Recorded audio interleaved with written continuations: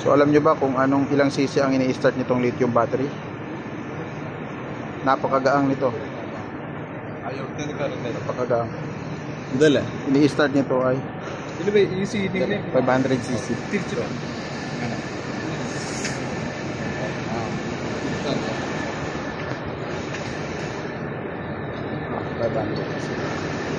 Yun yung niya, yun yung battery.